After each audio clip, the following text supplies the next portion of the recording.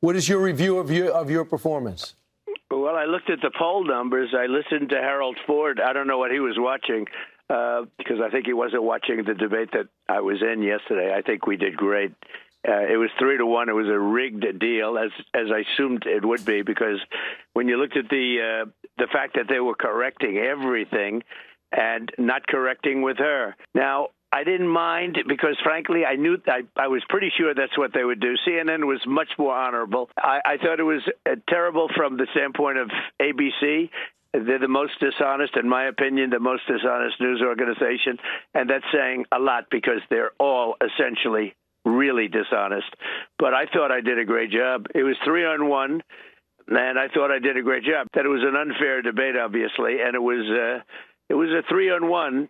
And that's okay. I've had worse odds in my life. The only thing worse than getting exposed as a vapid, selfish liar is going on TV to complain about it and blame everyone else except for yourself. But in true Trump form, he illustrated the danger that he poses by turning his hurt feelings into fascist dreams. I think ABC took a big hit last night. I mean, to be honest, they're a news organization. They have to be licensed to do it. They ought to take away their license for the way they did that. Look, I've been told I'm a good debater. I think it was one of my better debates, maybe my best debate, I think. I don't know. That's why I'm disappointed in this guy, Harold Ford. I don't know if he's still there, but I don't know what he was watching because he was just as dishonest as ABC, in my opinion. They called me a dictator.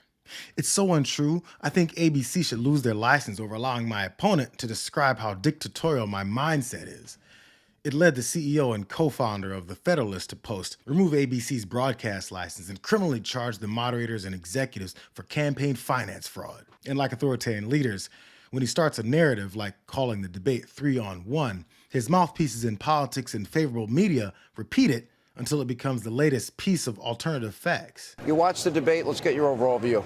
Yeah, I mean, it was 3-on-1. It was sort of what we expected. Kamala Harris got up there. She lied. She brought up Project 2025, not just once, but multiple times, knowing full well that's something Donald Trump has disavowed. He says, I had nothing to do with it. But he was up against ABC and her.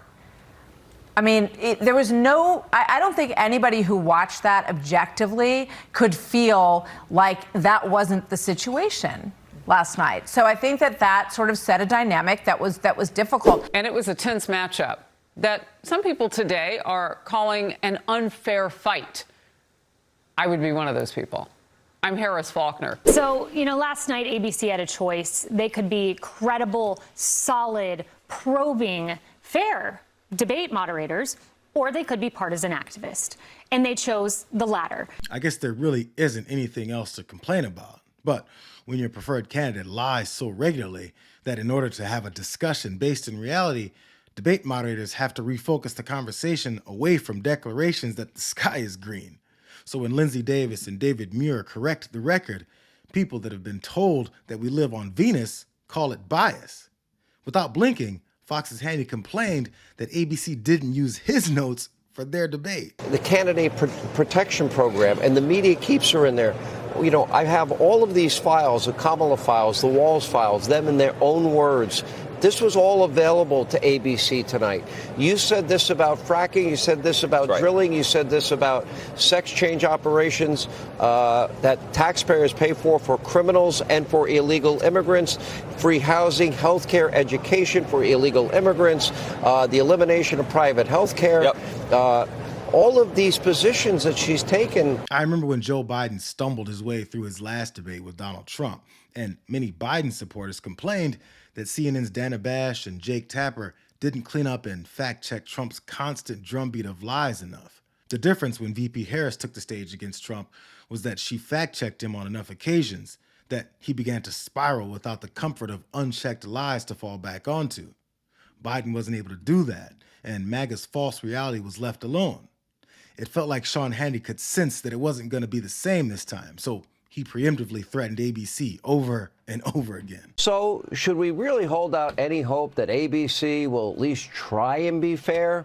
Well, outgoing ABC Disney CEO Bob Iger, what kind of reputation do you want to leave behind? Will your network, are you going to be fair? Are you going to really show journalism? Are you going to be neutral? Or will the reputation of ABC News under the banner of Disney live up to their reputation of, or forever be tarnished with, extreme left-wing media bias. I would assume, Bob Iger, that you want conservatives to patronize Disney theme parks and Disney products. Maybe Bob Iger and his left-wing heir apparent, maybe they don't want half the country to attend their theme parks. Maybe they don't care about their tanking stock price, which is their prerogative. They're free to make that choice. But if they are biased against Donald Trump, as they have been leading into tomorrow night, as their nightly newscast is, half the country is not going to like it one bit. They're not going to like ABC Disney one bit either. ABC Disney, Bob Iger, hello, it's your company. Maybe he doesn't want conservatives at his theme parks. I don't know. Oh, man, look out, Disney. Look out, Bob Iger. Sean Hannity launched a pre-debate threat to suggest that conservatives boycott Disney theme parks if he doesn't tell the ABC News producers, writers, and moderators to avoid correcting the record. But since they didn't heed his warning, it's time for Republicans to avoid Disney products and parks. They'll tell their streaming services to cancel partnerships with ESPN since they'll never watch Monday Night Football again. There's going to be no college game day or anything. Every child of a boycotting conservative will understand, though. They won't ask to go to Disney World ever again because they'll be happy to opt for Mike Huckabee's entertainment instead of Disney's. Isn't it amazing how so much that President Trump said still rings true? But schools and the media don't want our kids to hear anything positive. And that's why my team created the Kids Guide to President Trump.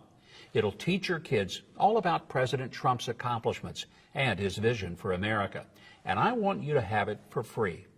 As your kids read the Kids Guide to President Trump, they'll learn how President Trump defended traditional values, boosted our economy, and kept America safe by fighting illegal immigration and expanding our military. What's more, they'll learn how his vision to save America will undo the damage done by the current administration. So do your kids a favor. Help educate them on what an effective president can do for our country. Order your free Kids Guide to President Trump gift bundle right now. These are the people taking books out of schools and libraries, claiming that agenda-driven adults are trying to brainwash your kids. All this while Mike Huckabee tries to give away books for second graders to read about Joe Biden's dangerous woke agenda and how Donald Trump wants to lower your taxes. The propaganda is everywhere, just like the laundry list of excuses for Trump's historic failure of a debate. There's no effing way she hasn't been practicing the answers to the questions that she was given beforehand. No way. Clay Travis chimed in. ABC's rig job is the story here. This is like a game when an obvious and clear officiating error is the primary story after the game. It's all that's going to be talked about. He was probably hoping for that to be the conversation, to take some of the heat off of Trump's implosion. But nothing's better than one of his debate consultants, Laura Loomer, and her conspiracy theory, where she posted this picture of some earbuds in the shape of earrings and simply said, "Interesting choice of earrings, Kamala Harris." You know, they got to turn the page on this debate and just let the rest of the country talk about how disastrous this was for them. And just hope that it doesn't translate into an electoral beating as bad as the one that he took at the hands of the vice president, who he called dumb over and over and over again. There was, I think, room for some criticism, but I will say this. I coached flag football, and I would tell my kids all the time that the people, the players that complain about the refs are the losers, right? The winners of a game never complain about the refs. So I think the complaining about the moderators sort of reveals how the candidates' surrogates felt about the debate itself. Right. And preparation is in the separation. That's a term you often hear in sports. I think Russell Wilson said it years ago.